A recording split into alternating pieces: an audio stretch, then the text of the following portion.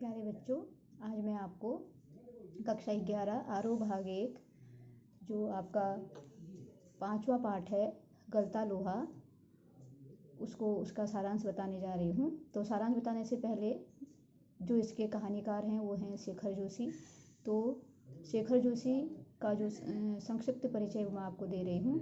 इनका जन्म 18 जुलाई 1946 में हुआ था और नरसिंह मध्य प्रदेश में, और ये एक कवि और लेखक दोनों थे।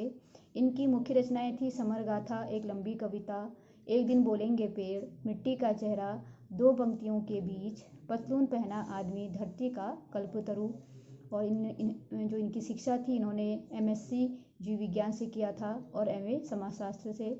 और इनके साहित्य के क्षेत्र में इनके योगदान के लिए इन्हें साहित्य अकादमी पुरस्कार, मुक्तिबोध पुरस्कार, श्रीकांत वर्मा स्मृति सम्मान, शमशेर सम्मान, पहल सम्मान, मध्य प्रदेश सरकार के द्वारा शिखर सम्मान दिया गया था।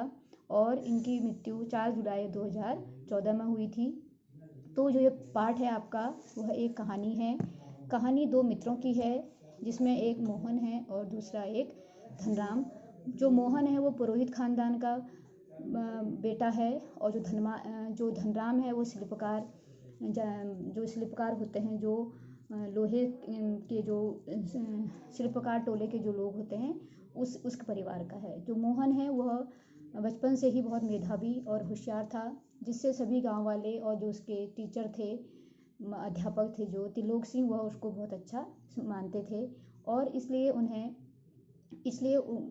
उसे उन्होंने पूरे स्कूल का मॉनिटर बनाया हुआ था। और उनकी उम्मीद थी कि वह एक बड़ा होकर वह बहुत बड़ा एक अच्छे पद पर नियुक्त होगा, और बहुत अधिक मेधावी छात्र था। इसलिए उसके जो पिता थे वह भी उससे बहुत ज़्यादा आशाएं लगा रखी थी उन्होंने कि मेरा बेटा एक दिन बड़ा आदमी बनेगा। तो जो कहानी जो शुरू होती है, वह कहानी शुरू होती है जब मोहन शहर से वापस आता है और उसके पिता उससे कहते हैं कि मेरी अब उम्र हो चुकी है, अब मैं इस पूजा पाठ के कार्य को नहीं कर सकता, इसलिए तुम्हें कुछ मेरी मदद करनी पड़ेगी। लेकिन जो मोहन था, उसका इस पूजा पाठ में कोई मन नहीं लगता था। लेकिन उसने जो बेटा था, उसने पिता के इशारे को समझ लिया और उसने कोई उत्तर नहीं दिया, और उसने पिता का जो भार था वह हल्के करने के लिए अपना हंसुआ उठाया और खेतों की तरफ चल दिया। लेकिन जब उसने देखा रास्ते पे कि हंसुए की जो धार है वो तेज नहीं है, तो इसलिए वह उसे तेज कराने के लिए शिल्पकार की तरफ, टोले के लोगों की तरफ चला गया, जहाँ पर उसका जो मित्र था धनराम, उसकी भी एक छोटी सी दुकान थी। तो वो जब वहाँ पहुँचा तो जो धनराम था अपने कार्य में व्यस्त था।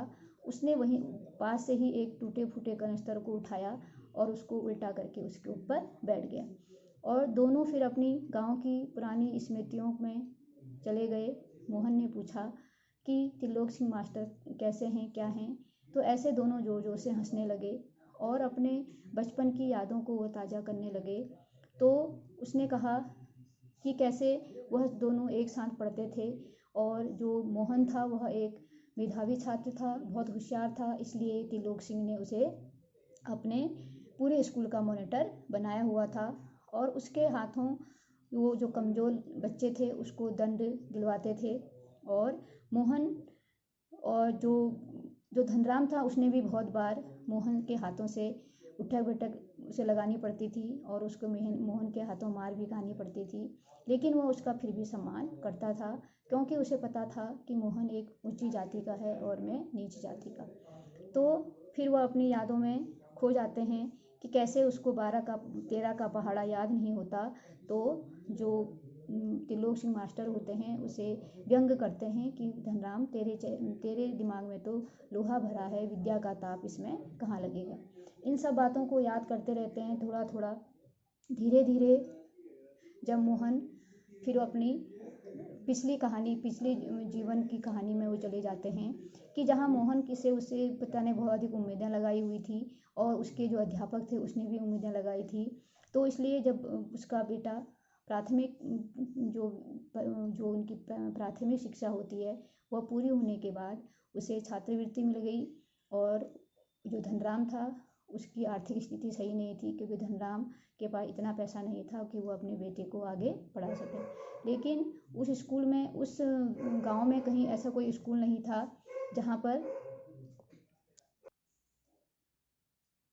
और वो उन्होंने उसको पास ही के किसी बड़े स्कूल में उसका दाखिला करवा दिया।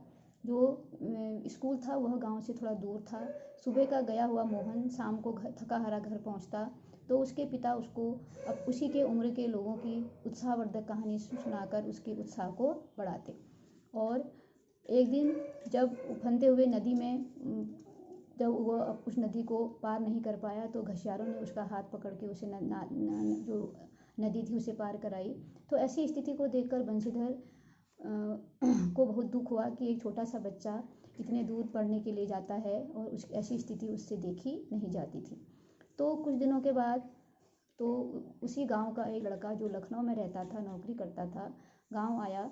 और जब बंशीधर के बारे में उसको पता चला तो उसने बंशीधर से कहा कि मैं मोहन को अपने साथ अपने शहर ले जाऊंगा लखनऊ, और जहाँ पर 4 प्राणी खाते हैं तो एक प्राणी और सही। तो उस समय रमेश के दिमाग में चलने वाली बातों को कोई नहीं जानता था कि उसके मन में क्या है। लेकिन बंशीधर खुश थे कि उसका जो बेटा है वो शहर में जाकर पढ़ेगा तो आने वाले समय में ज़रूर कुछ न कुछ बन जाएगा। जब रमेश शहर पहुंचा तो वह एक बड़े से शहर में पहुंचकर सहमा सहमा सा रहने लगा और वह घर के नौकरों की तरह काम करने लगा। सुबह से लेकर शाम तक उसे घर के सारे काम करने पड़ते थे। घर के काम के अलावा अड़ोस पड़ोस के जो भी लोग होते थे वह भी मोहन से अपने छोटे मोटे काम करवाया करते थे। और गर्मी की छुट्टियों में वह अपने गांव पिता से मिलने भी नहीं जा सकता था। और रमेश आने वाले कक्षा की तैयारी करने का बहाना करके मोहन को गांव नहीं लाते थे। तो क्योंकि अगर वो उसको मोहन को ले आएंगे तो उसके घर का काम कौन करेगा, और उसे किसी बड़ी विद्यालय में उसका दाखिला नहीं करवाया जहां वो अधिक शिक्षा प्राप्त कर सके। वह मानता था कि BA और MA की पढ़ाई करके क्या फ़ायदा, क्योंकि इससे कोई नौकरी नहीं मिलती है। अगर कोई तकनीकी ज्ञान आपको है तो उससे नौकरी मिल सकती है। तो 2 साल बाद तकनीकी शिक्षा प्राप्त करने के बाद मोहन फैक्ट्रियों के चक्कर लगाने लगा। और वहाँ गांव में जब बंशीधर से कोई उसके बेटे के बारे में पूछता तो वह कहते कि उसका बेटा पढ़ लिख कर बड़ा आदमी बनकर ही लौटेगा। लेकिन जब उसको उसकी वास्तविकता के बारे में पता चला तो उसे बहुत दुख हुआ। तो अब वो कहानी फिर लौट के वर्तमान में आ जाती है जब मोहन और धनराम दुकान में बैठे हुए हैं। तो वहाँ पर जो धनराम है एक लोहे की छड़ को घुमाने का, गोलाई का रूप देने का प्रयास करता है। मोहन बहुत देर तक उसको देखता है लेकिन फिर स्वयं ही धनराम से उस लोहे की छड़ को ले लेता है और बड़ी कारीगर के रूप में धनराम मोहन को उस छड़ को गोलाई का रूप देते हुए देखता है। और वो सोचता है कि जहाँ पर एक शिल्पकार टोले के लोगों, जो शिल्पकार टोले के लोग होते हैं, कि गांव के लोग जो अन्य ऊंच जाति के लोग होते हैं वहाँ उनसे बोलना भी पसंद नहीं करते हैं, वहीं मोहन सब जाति पाति को, ऊंच नीच को भूलकर उनके साथ उसकी दुकान पर बैठा है और उसके काम को बड़ी ही कारीगरी के साथ करता है। तो यहाँ पर इस कहानी के माध्यम से यह बताने का प्रयास कर रहे हैं शेखर जोशी कि जो समाज है वह जातीय अभिमान में पड़ा हुआ है। और यहाँ पर बताया गया है कि किस प्रकार मोहन झूठे जातीय अभिमान को छोड़कर रचनात्मक कार्य है उसमें वह करता है, उसको कार्य को, लोहे की छड़ को गोलाई का रूप देता है। तो यहाँ पर आधुनिक जीवन के यथार्थ को मार्मिक चित्रण उन्होंने अपनी कहानी पर किया हुआ है।